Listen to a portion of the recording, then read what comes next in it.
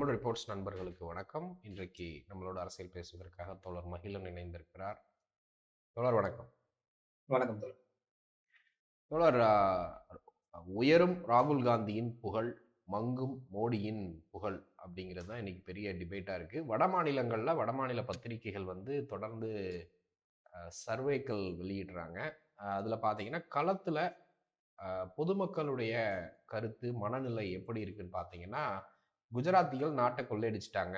மோடி வந்து பிரதமரா வந்து அதானி, அம்பானிக்கு தான் செஞ்சாரே தவிர, சாமானிய மக்களுக்கு எதுவுமே செய்யல அப்படிங்கிற வார்த்தை வந்து எல்லாருடைய வாயிலிருந்து வர ஆரம்பிச்சிருக்கு. காரணம், அவர் சொன்ன எந்த ஒரு வாக்குறுதியுமே நிறைவேற்றல. அப்படி இருக்கிறப்ப நாங்க எப்படி மோடியை நம்ப முடியும்? ஆனா மறுபுறத்துல ராகுல் காந்தி மக்களோடு மக்களாக பயணிக்கிறார். எவ்ரிடே மக்கள்கிட்ட போய் குறைகளை கேட்டறிகிறாரு. ஓப்பனா இருக்கிறாரு, டிரான்ஸ்பரண்டா இருக்கிறாரு. இளைஞர்களுடைய நம்பிக்கை நட்சத்திரமாக இருக்கிறாரு. இந்தியாவின் எதிர்காலம் ராகுல் காந்தி தான் அப்படின்னு வடமாநில மக்கள் ஒரு காலகட்டத்தில் மோடியின் பக்தர்களாக இருந்தவங்களே இப்போ இந்த பக்கம் மாறி வருகிறத பார்க்க முடியுது. இந்த சர்வேக்கள், இந்த டெவலப்மெண்ட்டை எப்படி தோழர் பார்க்குறீங்க? நம்ம குறிப்பா அந்த டைம்ஸ் நவ் அப்படிங்கிற பத்திரிகையின் சார்பா நடத்துற அந்த சர்வேக்கள் வந்திருக்கு. அது இல்லாம பல சர்வேக்கள் வந்துகிட்டே இருக்கு.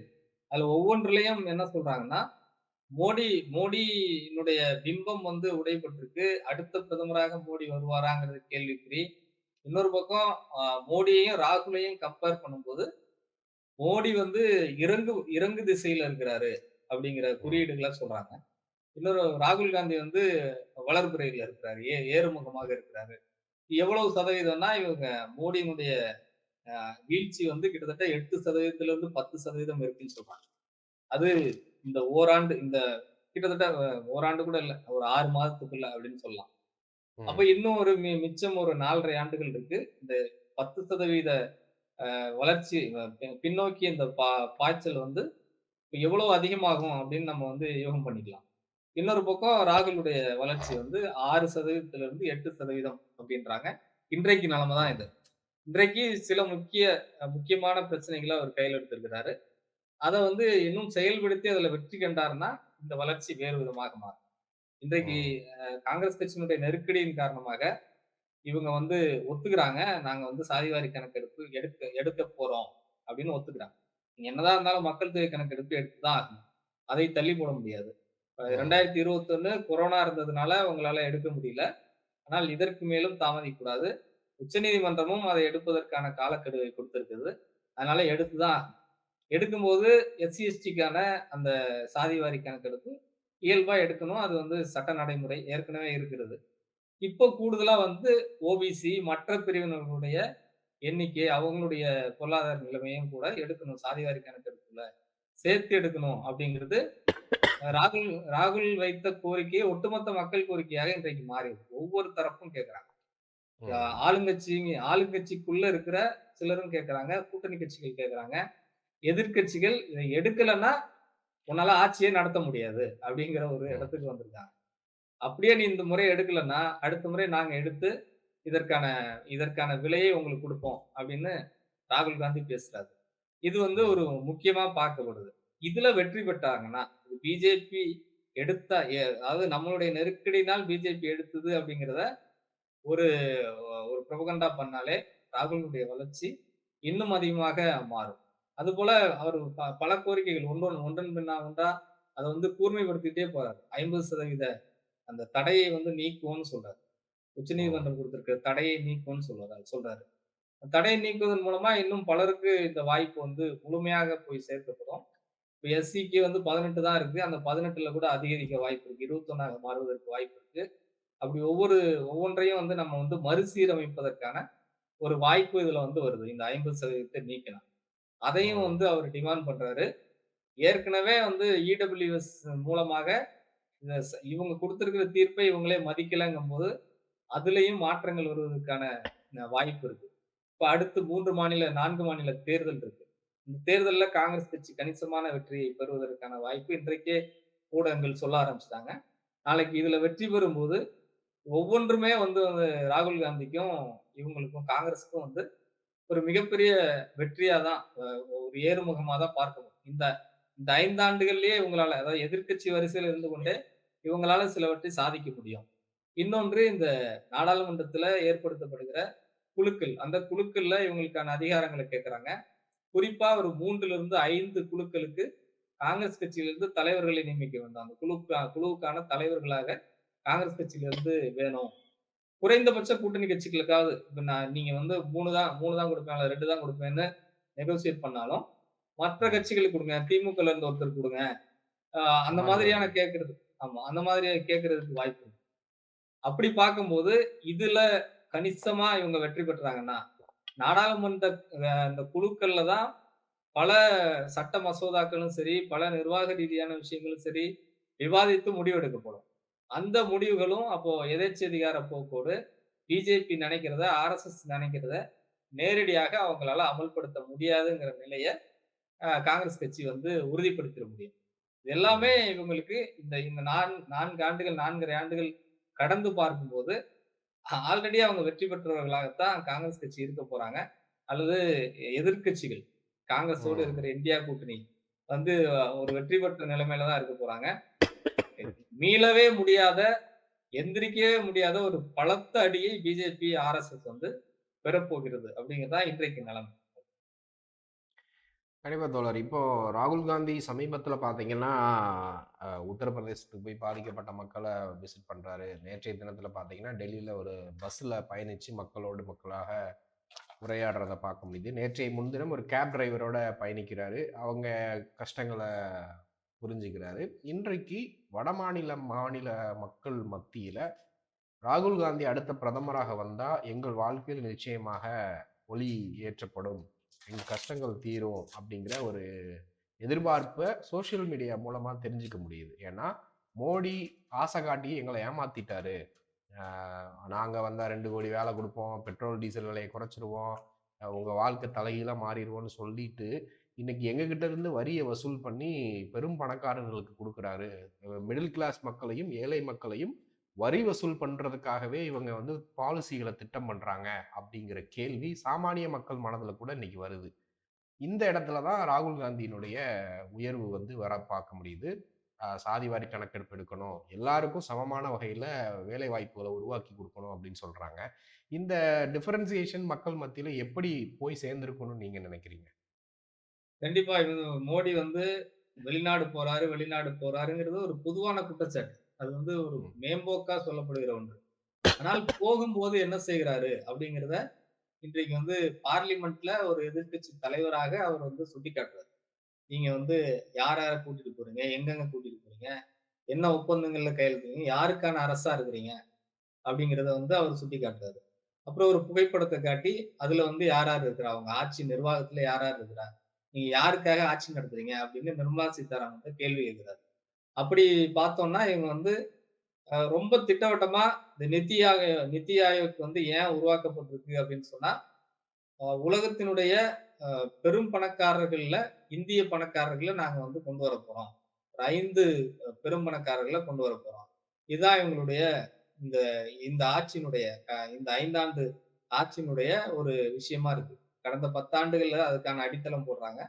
இப்போ அத வந்து ம். நிறைவேற்ற பார்க்குறாங்க.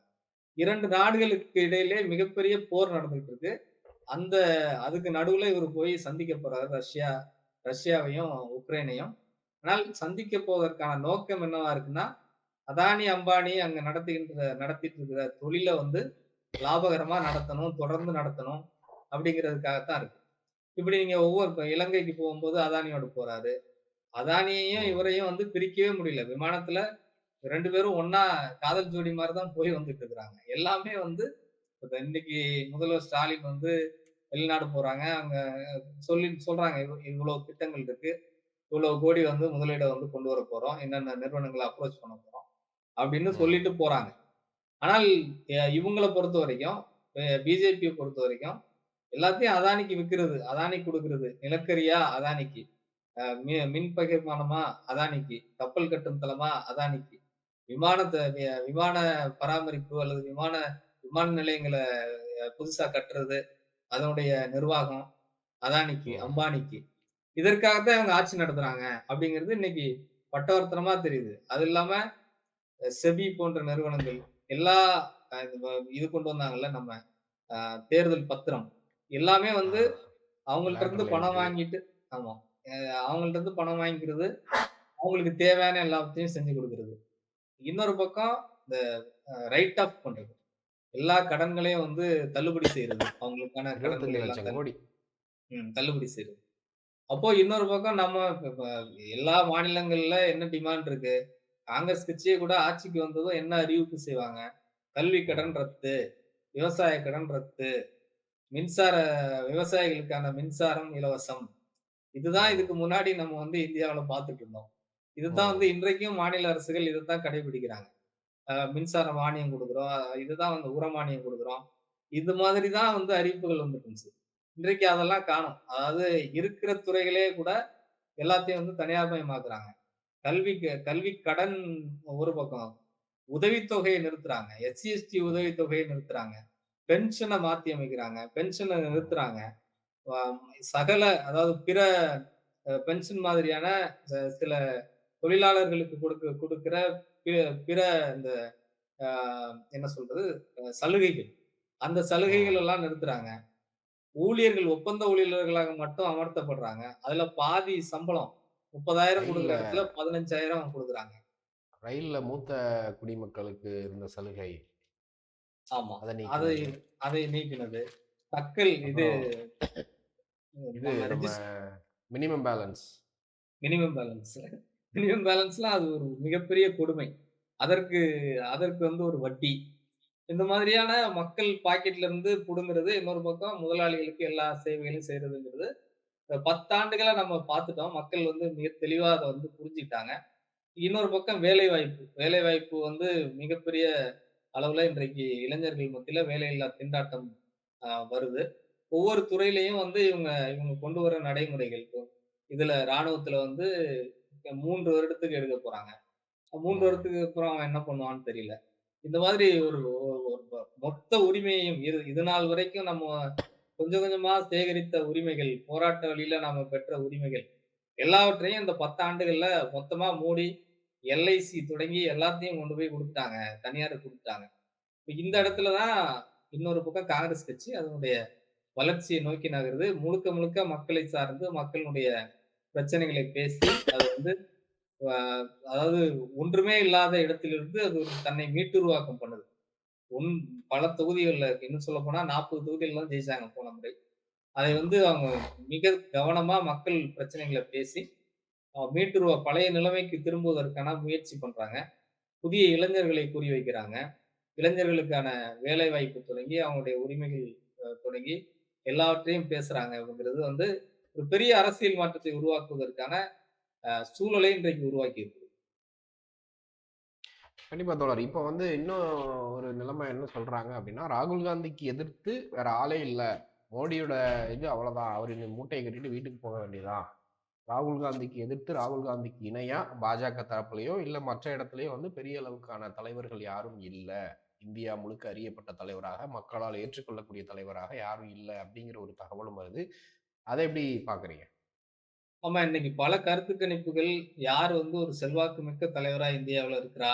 அடுத்த பிரதமரா யார் வருவா? இந்த கேள்விகளுக்கெல்லாம் விடை வந்து ராகுல் காந்தியா தான் இருக்கு. இன்னொரு பக்கம் மோடி எல்லாருக்கும் அறியப்பட்ட தலைவரா இருக்கிறாரு. ஆனா இன்றைக்கு எந்த மாதிரி அறியப்பட்ட தலைவரா இருக்காருன்னா, மக்களுக்கு ஒண்ணும் செய்யல.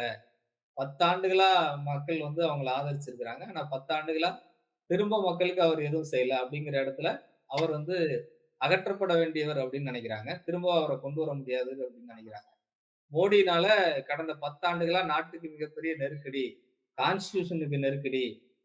பல துறைகள்ல இவங்க வந்து ஒரு ஒரு ஒரு ஒரு அவசர நிலை போன்ற ஒரு நிலைமைய கொண்டு வராங்க. அப்படிங்கிறது தான் மக்களுடைய பார்வை. இன்னொரு பக்கம் இதெல்லாம் மீட்டு பழைய நிலைமைக்கு கொண்டு வருவதற்கு, அல்லது புதிய பாதையில இந்தியாவ வந்து நடைமு ந ந நடைபோட்டு செல்வதற்கு ஒரு இளம் தலைவர் ராகுல் காந்தி இருப்பாரு அப்படிங்கிற நம்பிக்கையையும் மக்கள் பெற்றிருக்கிறாங்க. அது வந்து அவருடைய இப்போ அவருடைய செயல்பாடுகள், பேச்சுகள் பெரிய அளவுல மாறியிருக்கு. பழைய காங்கிரஸ்ல இவ்வளவு நாள் இருந்த நடைமுறைகளை கூட அவர் மாற்ற வேண்டும் அப்படின்னுலாம் நினைக்கிறாரு. புதிய ம். மாநிலங்களுக்கான உரிமை, இது போன்ற விஷயங்கள்லாம் அவர் முன்னெடுக்கிறாரு. அனைவருக்குமான வளர்ச்சியை பற்றி பேசுறாரு. ஒரு முதலாளிகள் வளரக்கூடாது. எல்லோருக்கும் எல்லாம் போய் சேரணும் அப்படிங்கிற அந்த முழக்கங்கள்லாம் வந்து மக்கள் மத்தியில அ முழுசா முழுசா போய் சென்றடையும் போது, இன்னும் அதிகமாக அவர் வந்து ஒரு செல்வாக்குமிக்க தலைவராக மாறுவதற்கான வாய்ப்பும் இன்றைக்கு இருக்கு. கண்டிப்பா தோழர். நம்ம தொடர்ந்து பேசலாம் தோழர். தங்கள் கருத்துக்களுக்கு நன்றி. நன்றி.